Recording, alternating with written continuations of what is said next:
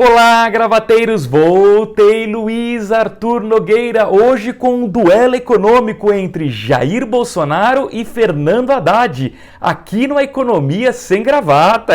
Então, vamos tirar a gravata e solta a vinheta, Ferrugem!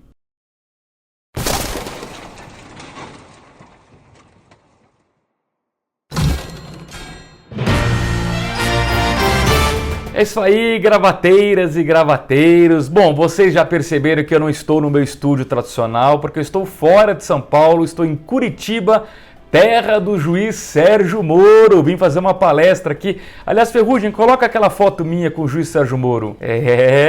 Juiz Sérgio Moro. Um dia eu conto para vocês o que a gente conversou nesse evento, tá bom?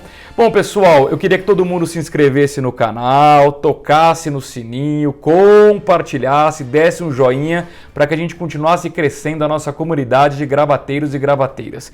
Claramente eu estou num lugar improvisado, aqui num hotel em Curitiba, então peço desculpas se a imagem não estiver muito boa, se a luz não estiver mais adequada, mas o importante é que a gente não atrase, porque a gente tem o compromisso de entregar um programa novo sempre, toda terça e toda quinta, às 18 horas, ou seja, às 6 da tarde, horário de Brasília.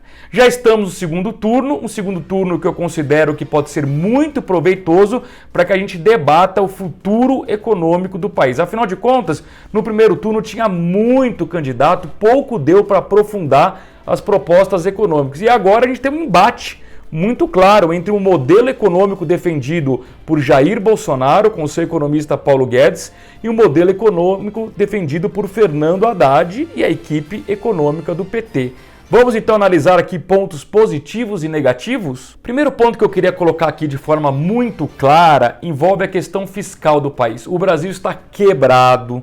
Faz 4 anos que o governo simplesmente entrega déficit primário. E o que é déficit primário? Receitas no nível inferior aos das despesas. Ou seja, o governo gasta mais do que arrecada, atualmente mais de 100 bilhões de reais todos os anos, uma situação gravíssima, e o próximo presidente, seja ele Jair Bolsonaro, seja ele Fernando Haddad, vai ter de encarar esse problema. E aí a gente já começa com visões diferentes. Por quê? Porque o Jair Bolsonaro, através do seu economista Paulo Guedes, tem dito que pretende zerar esse déficit fiscal em apenas um ano, enquanto Fernando Haddad e sua equipe do PT defende um gradualismo fiscal para que ao longo dos 4 anos de mandato, aí sim, a gente atinja esse déficit zero. Sinceramente, pessoal, eu acho muito otimista isso aqui, em apenas um ano eu consegui zerar o déficit, mas acho muito gradualismo esperar 4 anos. Eu acho que um meio termo entre as duas propostas seria o ideal para o Brasil, pelo menos na minha opinião. E, sinceramente, o melhor ajuste fiscal que a gente pode fazer envolve 2 áreas. A primeira, cortar gastos, e a segunda, gerar crescimento econômico, que por sua vez vai elevar a arrecadação. Quando você eleva a arrecadação e corta gastos, o governo volta para o azul. Segundo tema que eu queria abordar aqui envolve as privatizações. Claramente, o modelo liberal do Paulo Guedes defende as privatizações, vender as principais estatais como Correios, Infraero. Eu concordo com isso, embora o Jair Bolsonaro já tenha deixado claro que não vai privatizar Petrobras, não vai privatizar Eletrobras, pelo menos a parte de geração, e não vai vender Banco do Brasil nem Caixa Econômica Federal. Eu, sinceramente, também não venderia Banco do Brasil, não venderia Caixa Econômica Federal, e no caso da Petrobras eu abriria para o refino, o mercado de refino quebraria o monopólio desse mercado, atraindo grandes players estrangeiros. Em relação à Eletrobras, eu não vejo nenhum problema de privatizar. Já o PT, obviamente, defende as estatais, é uma questão de bandeira antiga do Partido dos Trabalhadores, eles não vão privatizar as principais estatais. No máximo que o PT defende são concessões e parcerias público-privadas, as chamadas PPPs. Por quê? Porque aí tem sempre a participação do Estado nos principais projetos. Por exemplo, em infraestrutura. Vocês lembram como foram feitas as principais privatizações de aeroportos? Pegando o exemplo do aeroporto de Guarulhos, o governo Dilma vendeu o aeroporto de Guarulhos para o setor privado, mas obrigou que 49% da participação fosse de quem? Da Infraero, que é uma estatal, né? Então aqui, obviamente, a gente tem duas visões diferentes. Eu, particularmente, sou a favor da privatização, mas como eu expliquei, não privatizaria o Banco do Brasil. Primeiro porque eu acho que o Banco do Brasil já tem capital aberto em bolsa, já tem uma boa governança, e o Banco do Brasil e a Caixa Econômica, se bem gerida a Caixa Econômica, eles podem sim ajudar no combate aos juros altos na ponta para o consumidor. Eu não estou falando em utilizar banco público de forma irresponsável para reduzir juros, mas sim para pressionar o mercado numa direção, aí sim, de queda de juros, que, convenhamos, os juros no Brasil na ponta ainda são muito elevados. Outro ponto que eu queria destacar é imposto de renda. Os dois candidatos estão defendendo isenção de imposto de renda e R0 para quem ganha até 5 salários mínimos. O que diferencia as duas propostas é que o Jair Bolsonaro, através do Paulo Guedes, defende uma alíquota única de imposto de renda, de IR, de 20% para quem ganha acima de 5 salários mínimos, enquanto o PT fala em aumentar a alíquota para os mais ricos sem detalhar. Na verdade, dos dois lados, eu espero que agora, ao longo do segundo turno, a gente tenha um detalhamento dessas propostas. Eu, particularmente, não vejo problema nenhum em tributar os mais ricos, eventualmente tributar lucros e dividendos, mas, sinceramente, a melhor reforma tributária que o Brasil poderia fazer envolve dois itens. O primeiro, a simplificação tributária, tornar mais fácil a árdua missão do empresário de pagar imposto.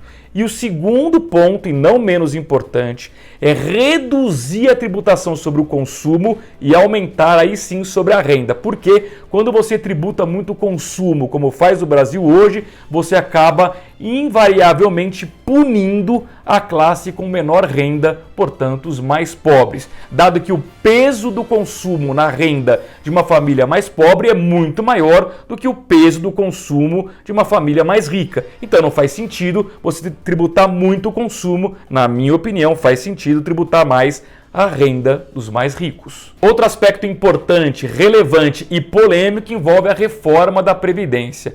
O Jair Bolsonaro já disse que não concorda com a reforma da Previdência do governo Michel Temer. E o Paulo Guedes sinalizou que eles vão adotar uma reforma que introduza um modelo de capitalização, ou seja, cada brasileiro vai guardar o dinheiro, vai depositar, vai contribuir para a sua própria aposentadoria no futuro. O difícil é você fazer essa transição entre um modelo e outro. Já o PT, Fernando Haddad e sua equipe econômica sinalizam que sim, entendem que é preciso fazer uma reforma da Previdência, mas com um discurso genérico de que ela não pode punir os mais pobres. Bom, eu também concordo que não pode punir os mais pobres, mas qual é a real reforma da Previdência que o governo do PT defende? Eles falam em igualar os privilégios ou os benefícios, né? Setor público, setor privado, eu concordo com isso, mas eles não trazem detalhes, por exemplo, em relação à idade mínima. Gente, não vamos brigar com os números.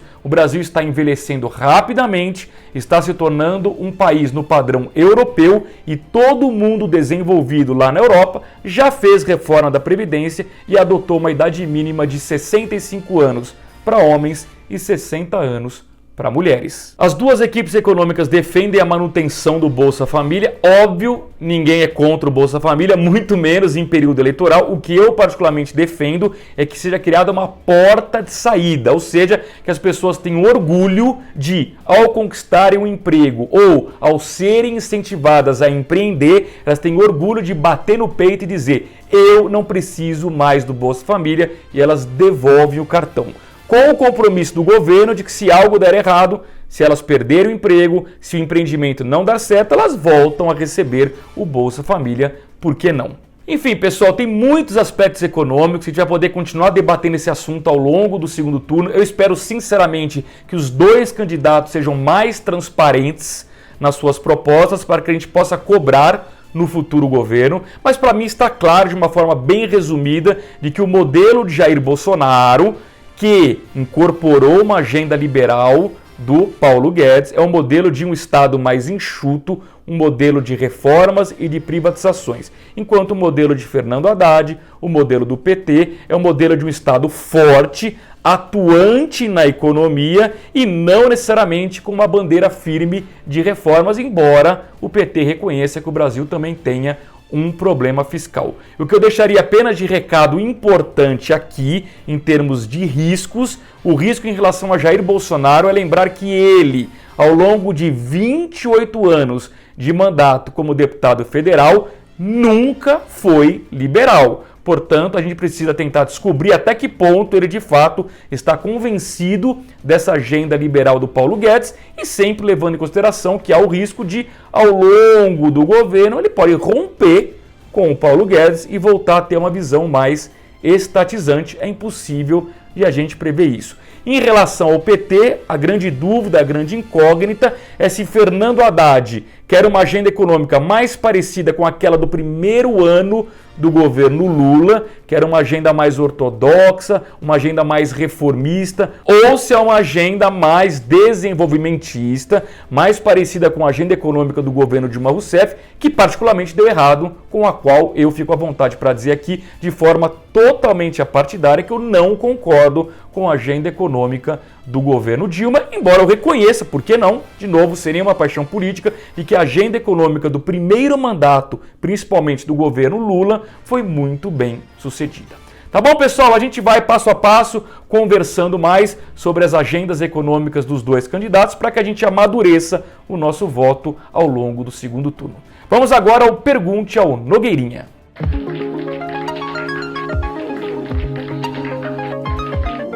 O Pergunte ao Nogueirinha de hoje vem de Belo Horizonte, Minas Gerais. A Ana Silva pergunta: Nogueirinha, esse risco eleitoral, essa turbulência política pode prejudicar o rendimento da caderneta de poupança? Sim ou não, Nogueirinha?